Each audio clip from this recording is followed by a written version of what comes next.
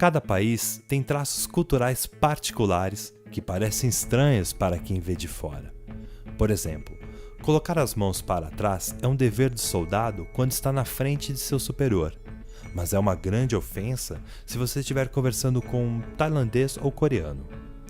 Marido e mulher se beijando em público. No Egito é proibido. Apontar com o polegar para cima pode ter muitos significados. No Japão, número 5. Na Alemanha, número 1. No Brasil, tá tudo certo. Na Europa e Estados Unidos é pedir carona. Na Nigéria e Austrália é um gesto obsceno. No Peru, é comum mascar folhas de coca para amenizar os efeitos da altitude, mas em outros países é contra a lei.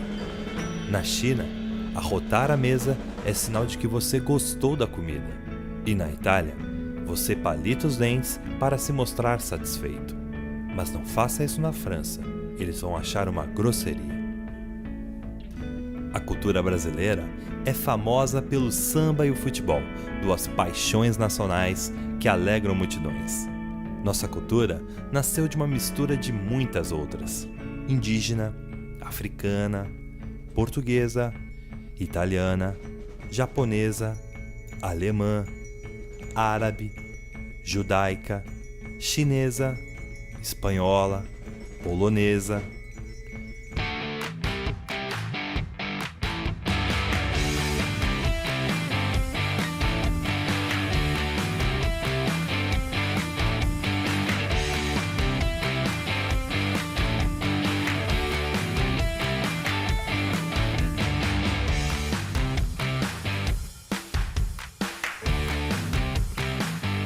O que é arte? E qual é sua definição? É difícil encontrar uma resposta, pois ela existe há centenas de anos e evoluiu de muitas maneiras ao longo do tempo. As razões para criá-la variam de acordo com a pessoa e circunstância. Então, defini-la é complicado e é algo que tem sido objeto de discussão ao longo da história. E ainda que não exista uma definição específica, muitos consideram que a arte é algo que mexe com suas emoções. Mas tudo isso depende da sua própria história, ou seja, de quem você é. Por isso, 3 pessoas diferentes poderiam experimentar a mesma obra de arte e ter reações diversas frente a ela. A primeira pode achar que é a coisa mais linda que já viu. A segunda pode odiá-la e a terceira pode não sentir nada. Nenhuma delas está errada, já que todos têm direito às suas próprias preferências e sentimentos. A forma como você se sente quando ouve a sua música favorita pode ser a mesma que alguém sente quando vê sua escultura preferida. E ainda que você não goste de uma escultura, pode ser valioso considerar saber por que outra pessoa gosta tanto dela. Você pode aprender algo sobre a obra e até mesmo sobre você. O termo arte é apenas um rótulo. Com o tempo, muitas pessoas tentaram classificar o que ela é e o que não é, mas esse não é o ponto. Na verdade, é sobre sua experiência pessoal com ela e o significado que você lhe dá.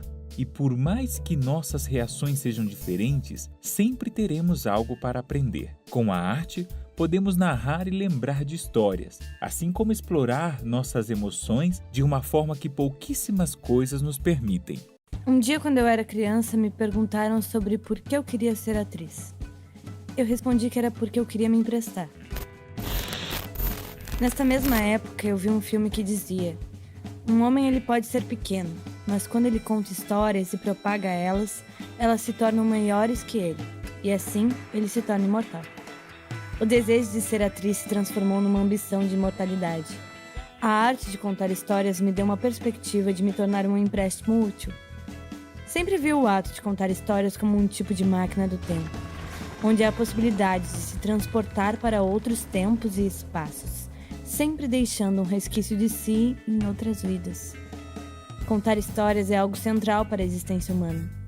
Desde que nos reconhecemos como indivíduos e sociedade, contamos e ouvimos histórias. Uma história estabelece uma relação de consciência comum ao contador e ouvinte e nos transporta para um espaço suspenso. Somos uma espécie que busca por padrões. Não seria diferente com a informação.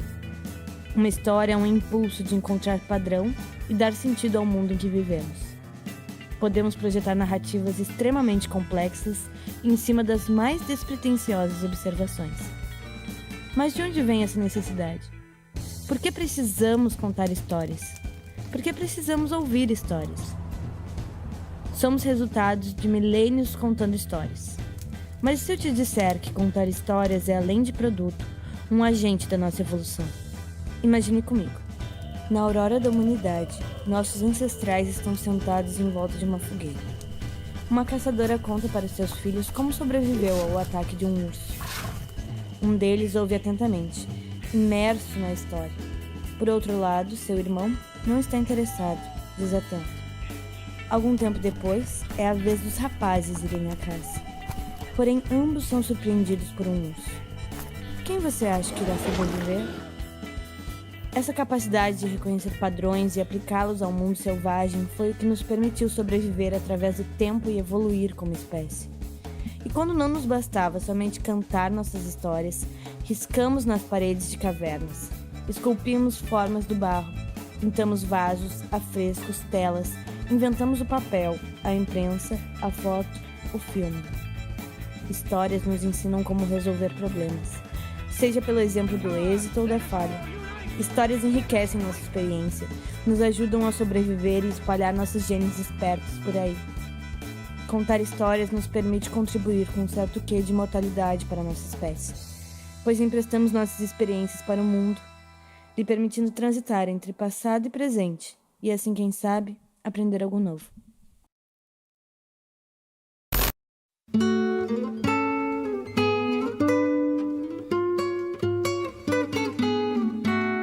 Meu nome é Eduardo Cobra, eu sou muralista. Entrar no estúdio de Eduardo Cobra é como mergulhar no universo do grafite.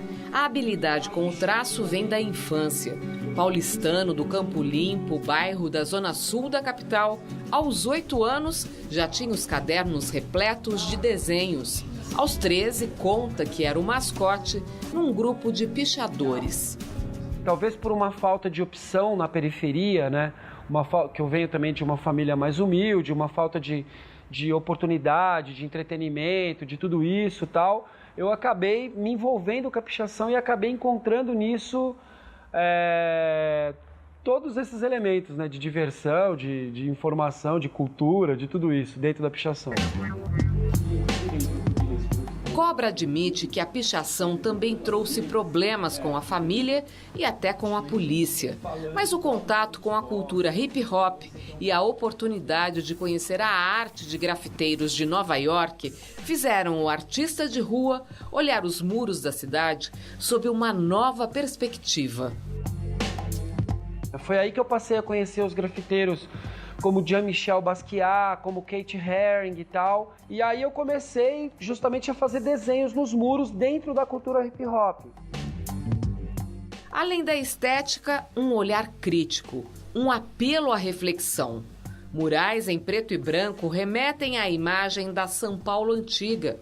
O projeto Muros da Memória reforça a importância de conservar o patrimônio histórico e arquitetônico de um povo.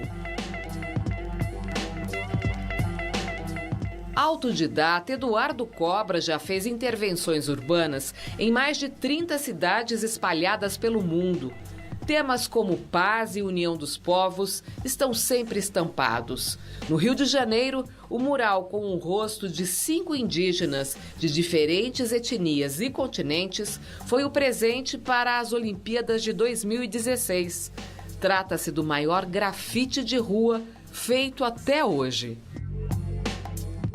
É nesse momento que o mundo vive, tão caótico, com tanto terrorismo, com tantas guerras, com tanta violência, eu venho com esse projeto justamente para falar sobre a importância da paz e que nada no mundo, nada justifica a violência e nada justifica as guerras.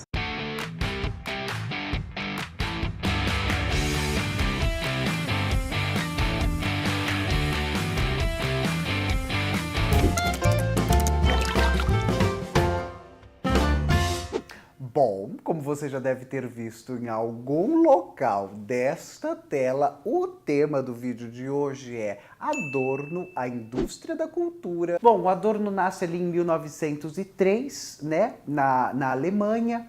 Ele vem de uma família muito rica, né? A família dele era de comerciantes de vinho e tal, e ele queria ser compositor, mas, né, por uma sorte nossa, ele conheceu a filosofia na escola e se tornou um filósofo. Em 34, ele já é proibido de lecionar na universidade, ele tinha uma vida acadêmica muito profícua, e ao ser proibido pela ascensão do regime nazista na Alemanha, ele foge para Oxford, na Inglaterra, e depois para Nova York, nos Estados Unidos.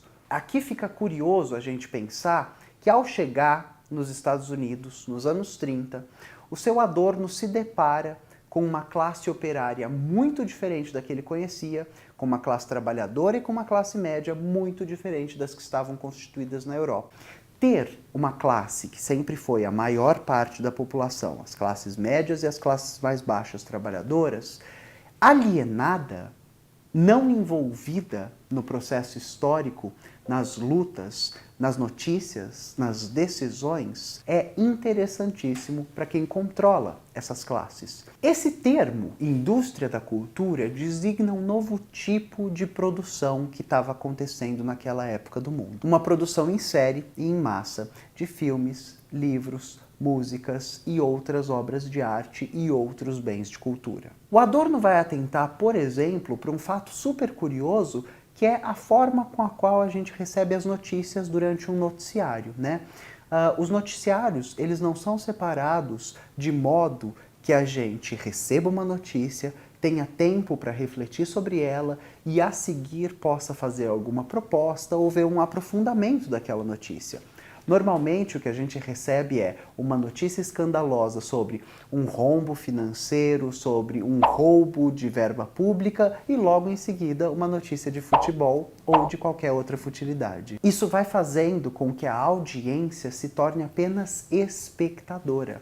Ela apenas observe, assista e espere a próxima coisa. A indústria da cultura nos oferece sempre entretenimento para que a gente preencha nosso tempo vago, descanse a nossa cabeça, não pense sobre a realidade. É como se depois de um dia exaustivo de trabalho, que já não deveria ser exaustivo, a gente recorresse a, por exemplo, uma plataforma de streaming para ver alguma coisinha boba que nos tirasse da nossa realidade conturbada e sofrida. Quando a gente pensa em música para as massas, logo a gente vai pensar em música popular. E no caso dos Estados Unidos, a música pop, ou mesmo na Inglaterra, se a gente pensar nos Beatles, ela é sempre sobre encontrar um parceiro, viver um grande amor, idealizar o amor romântico, querer ele para si e pensar apenas em vida sentimental.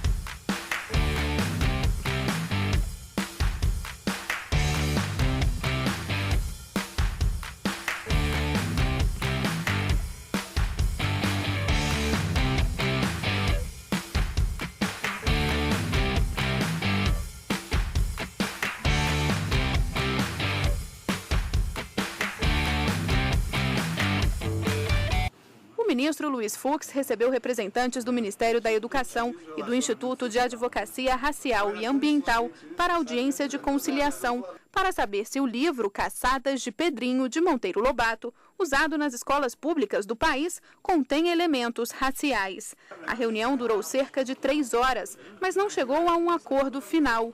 Antes do início da audiência, o diretor do Instituto de Advocacia Racial falou que o Programa Nacional Biblioteca na Escola não pode financiar livros que contenham preconceitos raciais. O Programa Nacional Biblioteca na Escola diz que você não pode financiar livros didáticos com expressões de preconceito e estereótipo. O que você tem que fazer é, para conciliar isso, que é o que o ministro Fux chama a atenção, na vedação ao racismo e na liberdade de expressão. É buscar qual é a conciliação. Se o que não pode é jogar isso na sala de aula e achar que não tem problema nenhum. O autor do mandado de segurança no Supremo explicou que outras obras que são financiadas pelo poder público também estão sendo analisadas para saber se há um possível tratamento preconceituoso. Nós trabalhamos com política pública de Estado antirracista. O que é uma política pública de Estado antirracista? São livros que você tem que trabalhar para desconstruir racismo, desconstruir preconceito, desconstruir discriminação. Esse é o objetivo que a gente tem como política pública na educação. O que nós estamos fazendo? Nós estamos vendo outros exemplares para ver se adequa à política pública do Estado. Nós não estamos falando se se adequa ou não, se é ruim ou se é bom. Nós estamos vendo se atinge o objetivo do Estado. Depois da audiência, o secretário de Educação Básica do Ministério da Educação disse que o parecer do Conselho Nacional, que estava sendo questionado, atende às normas da política de educação do país. O que há é uma reafirmação, inclusive pelo ministro, a respeito do parecer número 6, que dá as orientações que o Ministério da Educação acredita que o Conselho Nacional da Educação dá ao Brasil. Primeiro, o combate a qualquer forma de discriminação e de racismo é a nossa posição. E segundo, o combate a qualquer forma de censura, né? Então, essas duas coisas que estão no parecer do Conselho Nacional de Educação número 6, eles prevalecem e o que o ministro Fux nos orienta é que venhamos a nos reunir, inclusive com a outra parte, para verificar como as orientações desse parecer devem ser melhor implementadas pelas escolas brasileiras. A cidade de Conselheiro Lafayette, na região central de Minas Gerais, anunciou hoje que o livro Menino Marrom, do Ziraldo, não vai ser mais usado nas escolas municipais. A Secretaria Municipal da Educação da cidade disse que a suspensão do livro aconteceu depois dela receber manifestações e opiniões negativas de mães e pais de alunos sobre a obra de Ziraldo. O livro, que foi lançado em 1986, conta a história de um menino marrom e do amigo dele, o menino cor-de-rosa. Os dois tentam descobrir a origem das cores e aprendem sobre diversidade, respeito e amizade entre pessoas diferentes. A Prefeitura de Conselheiro Lafayette afirmou que decidiu suspender o livro nas escolas para evitar interpretações equivocadas. A exposição Queer Museu em Porto Alegre causou muita polêmica nos últimos dias. Com quase 300 obras de 85 artistas em um mês, a mostra atraiu mais de 20 mil pessoas ao Santander Cultural. Mas foi cancelada depois que a instituição recebeu críticas nas redes sociais. Depois de quase um mês do início da exposição, que mistura artistas consagrados e nomes não tão conhecidos, a mostra foi cancelada neste final de semana. O curador, que está sofrendo ameaças de morte via internet, ficou sabendo do fechamento pelas redes sociais. Não há precedentes de uma exposição como essa e dessa grandiosidade ser fechada no Brasil, né? Mesmo na época da ditadura, que nós tivemos momentos terríveis, violentos, da censura contra a arte e a cultura nesse país, mas não nesses termos. As críticas e ameaças ao público que visitou a mostra no final de semana levaram ao encerramento quase um mês antes do previsto. Na verdade não é uma obra, na verdade é uma... não tem nem nome. Olha o Satanás no meio, ó. Desconstrução da sociedade, da civilização judaico-cristã. Para a professora de História da Arte, as críticas não têm relação com as obras como parece, mas foram despertadas pelo termo queer no título da exposição. A diferença aqui é que a gente tem essa palavra que está no centro das discussões da questão de gênero, escola sem partido e tal, então foi o alvo ideal mesmo.